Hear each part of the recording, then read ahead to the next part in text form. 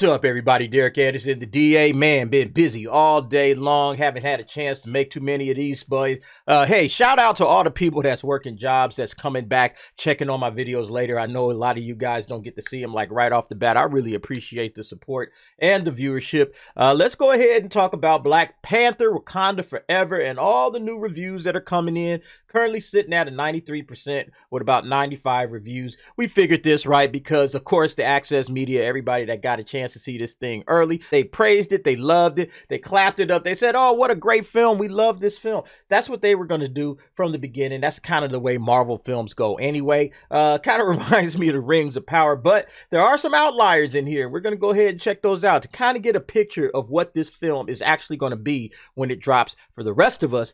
Most of us on Friday, but some of us will be checking out Thursday night previews. So you can already see, like, right off the bat, there's a couple of splats in here, right? You know, a couple of splats. People ain't exactly feeling this film. Let's see what it says here. Randy Myers, Black Panther Wakanda Forever avoids the mistake of most sequels make, creating a different atmosphere and tone, elevating the MCU to much higher ambitious places. Okay. Black Panther Wakanda Forever, unfortunately, doesn't really come close to its strong predecessor. Wow, interesting. It imitates it far too much and never really gets going. In the end, the more than 2.5 hours becomes a real test of patience. Jeez. A test of patience, man. You know, that's the worst thing that you want to see. When you're talking about 2.5 hours, I think this thing is like 2 hours and 45 minutes or somewhere in that range. Yeah, if this thing doesn't play right, I don't think it's going to get a lot of repeat viewers. You know, if this thing feels like a chore, as this guy says, a real test of patience, I don't know how this thing is going to do with the crowds. Let's see this one. For long stretches, it feels like Wakanda Forever could have been more successful. It shucked its superhero confines, just trim the fat, make it a character political drama set in the MCU, and ditch the gloppy CGI action. Whoa. So we got bad CGI going along with this, okay? You see, in between, you can start to see some of the real reviews start to come out. This guy's a YouTuber. This guy, none of the top critics are probably going to have much. Whoa, wait a minute. Here's a top critic right here. After a hearty start, the film sputters in its second half, dragging through its bloated runtime on its way to its at once overblown and underwhelming finale. Yikes. D+. All right, let's read a couple of good ones. Black Panther Wakanda Forever is a movie about loss and moving on. It's not as great a film as Black Panther, but it's the right next step. Nah, whatever. That doesn't really tell me a whole lot. In facing one of the highest degrees of difficulty for a filmmaker in recent history, you know, Ryan Coogler has gotten most of the way there. You know, like this whole thing about Chadwick Boseman passing, and it is definitely a tragedy for him to die and at such a young age.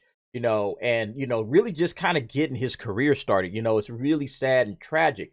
But I think that they have been making too much of that into this film. I get it. We're all grieving anytime we lose someone.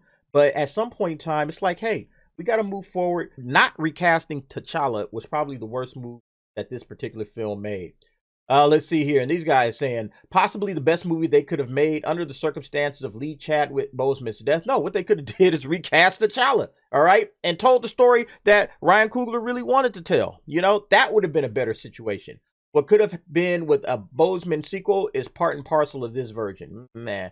You know, we'll see. I'm interested to see how this thing plays itself out. The repetitive pattern of identifying a quandary, then whipping up a high-tech answer grows maddeningly frivolous, especially over the course of 160 minutes. Yeah, a lot of people not feeling this thing. It seems like it's got a long runtime, right? But it didn't really earn the runtime, okay? It didn't really earn the runtime. The film carries the unnecessary burden of setting up future projects with certain key characters. Fortunately, Ryan Coogler and the ensemble redeemed the film with moving and sincere dramatic scenes. Okay.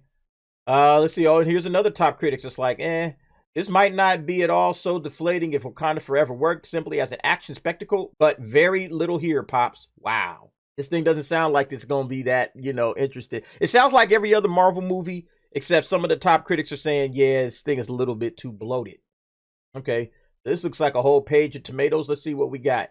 Between A Fallen King and A Rising Threat, Marvel's cinematic Phase 4 ends on a tender and mostly triumphant high. An emotionally powerful and cathartic cinematic journey of loss, grief, and moving forward. Tenoch Huerta, Angela Bassett, and Letitia Wright are the vibranium of the film, magnetic, powerful, and lasting. I think the performances in this are probably really good. Most of the actors are seasoned veterans. They've done things in the past and they know how to act, okay? So I don't think the acting is going to be an issue whatsoever. Because when you see this word powerful, that's what that usually is related to. It's related to how these actors, put all of their energy and emotion. And you had to imagine with the loss of Chadwick Boseman, these guys was going to come and give their ace performances. That was going to happen, okay?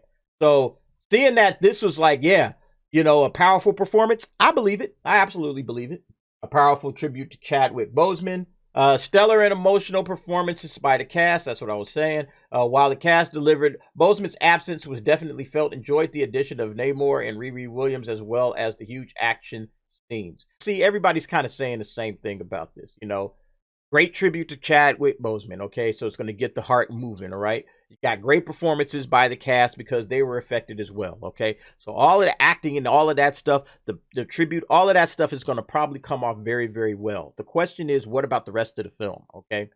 So far, everybody that's talking about the film itself and not about the performance of the cast or the tribute to Chadwick Boseman, they're sounding kind of like, yeah, this thing is a little bloated, Let's see if we can find somebody that says something positive about the story. All right, so this guy says Wakanda Forever dives deep into it all and does so by actually creating a world stage with dangerous implications that raise the stake for Wakandans and the rest of the surface world. Okay, is it a positive? Okay, that's the kind of stuff that you're looking for when you're talking about this particular film, okay?